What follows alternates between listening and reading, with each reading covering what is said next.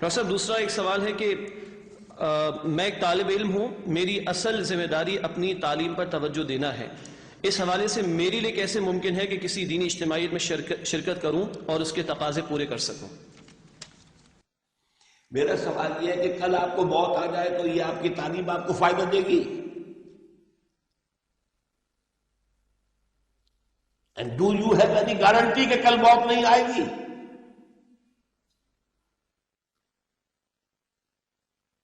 ہمیں سوچنا چاہیے ایک مسلمان کی حیثیت سے ہمارے فرائض کیا ہے۔ اگر تو اللہ کے سامنے حاضر ہونے کا یقین ہے، اگر آخرت کے محاسبے کا یقین ہے، اگر اخروی زندگی پر یقین ہے، تو پہلے تو یہ سوچنا ہوتا ٹھیک ہے تعلیم حاصل کیے۔ یہ ایسی ہے جیسے عام آدمی جو غیر طالب علم ہے وہ کیا کرتا ہے؟ روزی کمانے کے لیے کوئی دھندا کرتا ہے، چاہے وہ بیچارہ ایک وہ جوتے جو ہے جوڑنے والا کوئی ہے، بوچی کہہ لیجیے، وہ بھی دھندا کر رہا ہے۔ کیا فرق ہے؟ ایک سرجن نے پیٹ چاک کیا اور پھر بعد اس کو جو ہے ٹانکے لگا دیے، اور اس نے جوتی کے اندر ٹانکے لگا دیے، فرق کیا ہے؟ اس نے بھی اپنے لیے کچھ کمائی کی ہے، شام کو اپنے اور اپنے بچوں کے لیے روٹی کا بندوبست کیا ہے، سرجن بھی کر رہا ہے، طالب علم اس کی تعلیم حاصل کر رہا ہے، ٹھیک ہے۔ لیکن اگر مسلمان شعور کی عمر کو پہنچ گیا ہے، ابھی بے شعور ہے، بچپنا ہے تو ٹھیک ہے، ابھی اس پر نماز بھی فرض ہے، شعور کی عمر کو آ گیا ہے تو دین کے جملہ فرائض اس پر عائد ہو جاتے ہیں۔ طالب علم ہونا نہ ہونا اس کا کوئی بحث ہے ہی نہیں۔ اور طالب علم تو ہمارے دین نے تو یہ کہا ہے کہ اطلبوا العلم من المہد الی اللحد، علم حاصل کرو ماں کی گود سے لے کر اور قبر تک۔ تو ہر مسلمان طالب علم ہے، میں بھی طالب علم ہوں، ہر شخص طالب علم ہے۔ تو اس طالب علم اور غیر طالب علم کے درمیان کوئی فرق نہیں ہے۔ اصل مسئلہ یہ ہے کہ سمجھیے کہ دینی فرائض کیا ہے۔ ہماری خطا کیا ہے کہ ہم نماز کو جانتے ہیں کہ فرض ہے، روزے کو جانتے ہیں فرض ہے، حج بھی جس کے پاس استطاعت ہے فرض ہے، زکوٰۃ کا جس کے پاس مال ہے فرض ہے، ہم یہ نہیں جانتے کہ اقامت دین کی جد و جہد فرض۔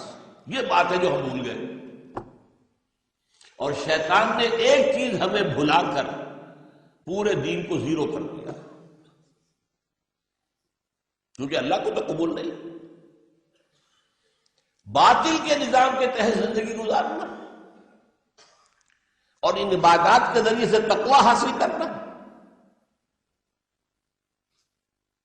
ذرا غور کیجیے، باطل کے نظام کے تحت تقوی کی آرزو، کتنا فریب، کتنا ہنسی فریب ہے جو کھا رہے ہیں ہم، نظام باطل کے ساتھ ٹکرائے بغیر کوئی تقوی نہیں۔ داڑیاں لمبی کر لیجیے، نوافل زیادہ کر لیجیے، اس سے وہ کمی تو پوری نہیں ہوگی۔ آپ کو معلوم ہے نماز ایک شخص پڑھتا ہے، خوب پڑھتا ہے، خوب پڑھتا ہے، خوب پڑھتا ہے، 8 پڑھتا ہے، تہجد روزہ نہیں رکھتا، تو اس کی نماز قبول ہوگی؟ بتائیے، ایک فرض کا تارک پورے اسلام کا تارک ہے، اقامت دین کی فرضیت کے تارک ہے آپ، اسلام کے تارک ہے۔